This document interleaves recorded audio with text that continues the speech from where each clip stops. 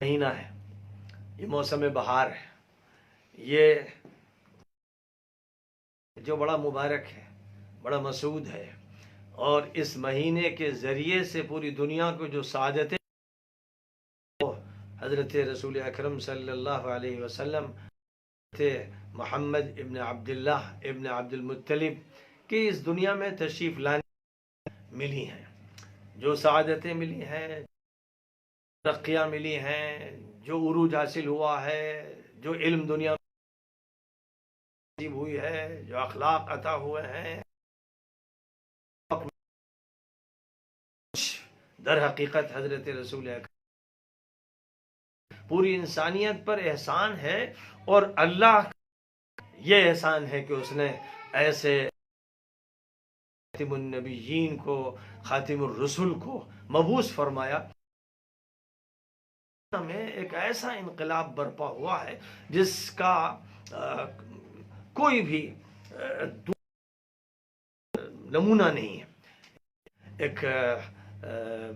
ایک دور ہے جو خط شروع ہوا ہے۔ بہرحال یہ جو مہینہ ہے کہ اس میں ایسے منعقد کیے جاتے ہیں، عام طور پر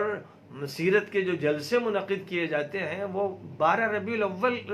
کیے جاتے ہیں، 12 کی رات میں منعقد کیے جاتے ہیں، اور یہ کہ حضور اکرم صلی اللہ علیہ وسلم کی پیدائش 12 ربیع کو ہوئی، اعتبار سے یہ بہت بڑی غلطی ہے، اور جتنے بھی محقق سیرت نگار ہیں ان سب نے اس سے اختلاف کیا ہے۔ حضور پاک علیہ السلام جو ہوئی دوشنبے کے دن ہوئی، بالکل قطعی ہے۔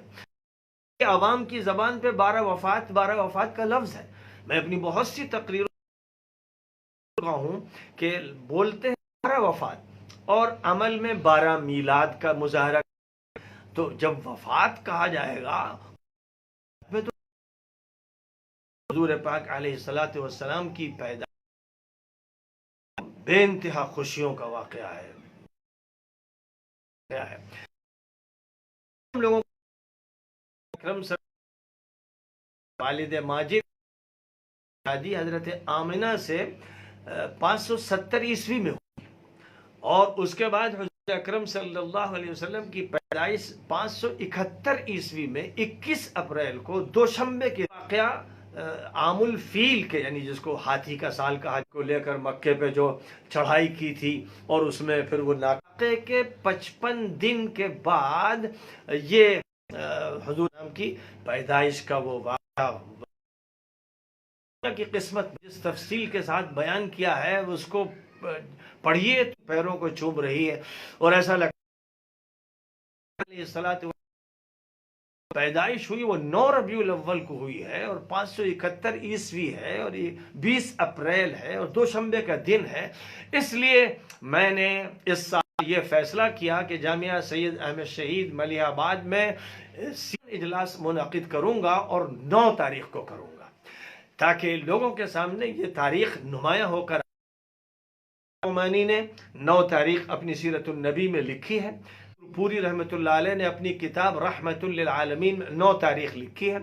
محمود احمد فلکی مصر کے بڑے ہیئت دان تھے، ان کا بھی یہ کہنا ہے کہ ربیع الاول کی دوشنبے کا دن تھا۔ تو جو محقق سیرت نگار ہیں ان کا یہ کہنا ہے، عوام میں ایک چلی ہوئی کہ 12 تاریخ کو آپ کی پیدائش ہوئی، لیکن یہ واقعے کے خلاف ہے، تاریخ کے خلاف ہے، سیرت کی کتابوں کے خلاف ہے، تحقیق کے خلاف۔ اس لیے الحمدللہ کیونکہ سیرت پر کتاب لکھی ہے خطبات سیرت کے عنوان سے، اور میری ایک اور کتاب خطبات بنگلور کے عنوان سے بھی سیرت پر ہے، اور حضور پاک علیہ السلام کے شمائل پر بھی میرا رسالہ ہے۔ اللہ کے فضل سے سیرت پر گفتگو کرنے، خطابات کرنے اور کتاب لکھنے کی توفیق اللہ نے نصیب فرمائی۔ اب ایک عظیم الشان ایسا اجلاس میں اپنی جامعہ میں منعقد کرنے جا رہا ہوں جو بالکل نادر روزگار ہوگا۔ وہ ایک ایسا اجلاس ہوگا جس میں سیرت پر خطاب ہوگا، نعتیہ مشاعرہ ہوگا، اور مشاعرہ بھی ایسا ہوگا کہ جس میں صحابہ کرام نے جو حضور پاک علیہ السلام کی مدح میں اشعار کہے ہیں ان کو، ان کے مناظر بھی پیش کیے جائیں گے، اور پھر ان کے بعد جو بڑے بڑے شعراء تاریخ اسلامی میں رہے ہیں جنہوں نے حضور پاک علیہ الصلاۃ والسلام کی منقبت میں اشعار کہے، اور حضرت مولانا سید ابو الحسن علی حسنی ندوی رحمۃ اپنی کتاب الطریق الی المدینہ میں ان کی منظر کشی کی ہے، ایسی منظر کشی کی ہے کہ اس کو سامنے رکھ کر ایک خوبصورت فلم بنائی جا سکتی ہے، اسٹیج پر اس کے مناظر و تجلیات کو پیش کیا جا سکتا ہے۔ انشاءاللہ اس موقع پر حضرت مولانا کی کاروان زندگی کی اس فصل کو بھی پیش کیا جائے گا اور مناظر کے ساتھ پیش کیا جائے گا، جس میں یہ سننے والوں کو لگے گا کہ حضرت حسان شعر پڑھ رہے ہیں، یہ لگے گا کہ کعب ابن زہیر شعر پڑھ رہے ہیں، یہ لگے گا کہ عبداللہ ابن رواحہ شعر سنا رہے ہیں، یہ لگے گا کہ عاد کا قصیدہ پڑھا جا رہا ہے اور دنیا جھوم رہی ہے۔ یہ ان کو محسوس ہوگا، وہ سنیں گے کہ قصیدہ بردہ بوسیری رحمت اللہ علیہ کا وہ قصیدہ جس نے دھوم مچا دی تھی پوری دنیا میں، وہ قصیدہ اور نہایت میں وہ قصیدہ پوری دنیا میں سب سے بہتر پڑھنے والوں نے جس طرح ان کو نیٹ کے ذریعے سے پیش کیا جائے گا تو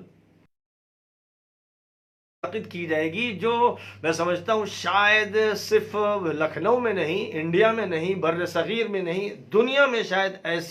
ایسی منظم و مرتب و خوبصورت مجلس سیرت النبی کے جلسے میں نہیں پیش کی گئی ہوگی۔ اور ساتھ ہی ساتھ صحابہ کرام کی منقبت میں اور مدح میں جو اشعار کہے ہیں ان وہ ترانے بھی پڑھے جائیں گے، خاص طور پر خلفائے راشدین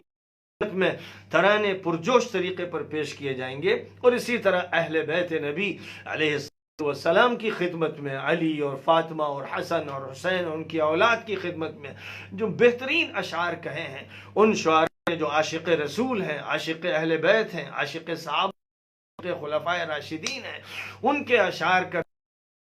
منظر پیش کیا جائے گا، یعنی وہ اشعار اس طرح پیش کیے جائیں گے کہ دنیا میں نے ان اشعار کو اپنی مجلسوں میں جس طرح پیش کیا ہے ان کی تصویریں بھی اسکرین پر دکھائی جائیں گی، اور اس طرح وہ جلسہ صرف ہوگا بلکہ ایسا ہوگا کہ جیسے پوری دنیا سمٹ کر اس وقت جامعہ سید احمد شہید میں آ گئی ہے، اور جو مقررین ہیں انگریزی کے بھی اور اردو کے بھی، ان کے بھی کچھ اقوال اور ان کی تقریر کے کچھ نمونے سنائے جائیں نیٹ کے ذریعے سے، دنیا میں جن کا نام ہے، جنہوں نے سیرت رسول اکرم صلی اللہ علیہ وسلم پر زبردست خطابات کیے ہیں، ہلکے ہلکے نمونے منٹوں میں اسکرین پر پیش کیے جائیں گے۔ اس طرح یہ ایک خوبصورت پروگرام ہوگا کہ جس میں حضور پاک علیہ الصلاۃ والسلام کی ولادت طیبہ پر حقیقی خوشی منائی جائے گی، اور جو حضور کے عاشق ہیں، حضور کے خلفائے راشدین کے عاشق اور صحابہ کرام کے جو عاشق ہیں، وہ سب جمع ہوں گے۔ وہ رات بڑی مبارک ہوگی، بڑی نورانی ہوگی، بڑی سہانی ہوگی۔ وقت بہت کم ہے، 9 تاریخ بالکل قریب ہے۔ ہمارا ارادہ ہے کہ انشاءاللہ ایک نمونے کا جلسہ پیش کیا جائے گا، لائیو ٹیلی کاسٹ بھی کیا جائے گا، سب کو تیار رہنا چاہیے، اور وہ رات اسی نورانی محفل میں گزارے، قریب وہ جلسے گاہ میں پہنچے، اور جو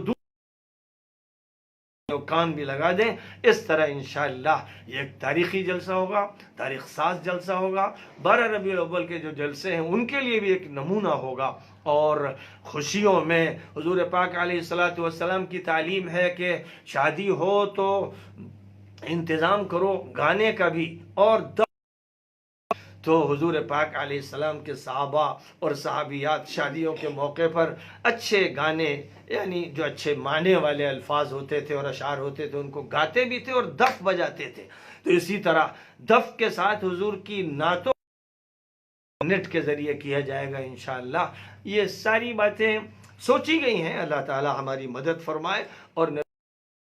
السلام سے جو نسبت اللہ نے نصیب فرمائی ہے اس کو مزید طاقتور فرمائے، فروزہ فرمائے، نورانی فرمائے، اور تمام امت مسلمہ کے ہر فرد کے اندر محبت رسول، محبت آل